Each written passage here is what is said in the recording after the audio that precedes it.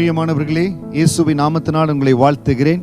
எபேசியர் 6வது அதிகாரம் 6வது வசனம், மனுஷருக்கு பிரியமாய் இருக்க விரும்புகிறவர்களாய் பார்வைக்கு ஊழியம் செய்யாமல் கிறிஸ்துவின் ஊழியக்காரராக மனப்பூர்வமாய் தேவனுடைய சித்தத்தின்படி செய்யுங்கள்.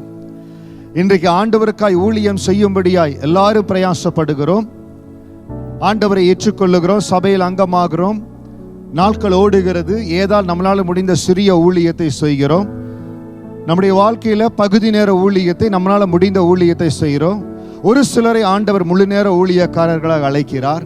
நம்ம எந்த விதத்துல தேவனுக்கு ஊழியம் செய்தாலோ மனுஷருக்கு பிரியமா இருக்க விரும்புகிறவர்களாய் பார்வைக்கு ஊழியம் செய்யாமல். இன்றைக்கு சபைகள்ல இந்த காரியம் ரொம்ப அதிகமாய் பார்வைக்கு ஊழியம் செய்யும்படியா, மனுஷர்களை பிரியப்படுத்தும்படியா, மனுஷர்களை பிரியப்படுத்தும்படியாய் நம்ம ஊழியத்தை செய்யக்கூடாதுங்க. அந்த ஊழியத்துல எந்த ஒரு பிரயோஜனம் இல்லை. கிறிஸ்துவின் ஊழியக்காரராக மனப்பூர்வமாய் தேவனுடைய சித்தத்தின்படி செய்யுங்கள்.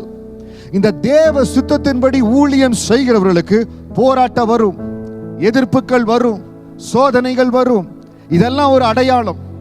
உங்க ஊழியம் சோதனைகள் மத்தியில, போராட்டங்கள் மத்தியில, எதிர்ப்புகள் மத்தியில, பலவிதமான நிந்தனைகளுக்கு மத்தியில அதெல்லாம் ஆண்டவர் பெருக செய்கிறாரா?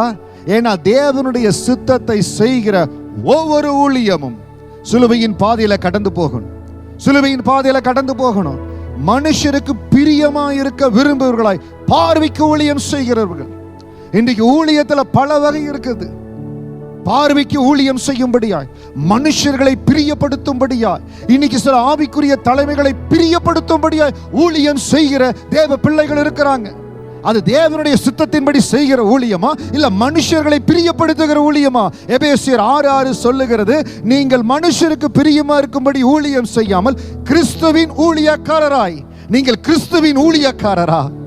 கிறிஸ்துவுக்கு ஊழியம் செய்கிறீர்களா, மனிதர்களை ஊழியம் செய்கிறீர்களா?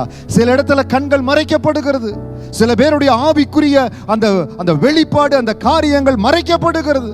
சில பேருடைய வாழ்க்கையில பயமுறுத்தப்படுகிறார்கள்.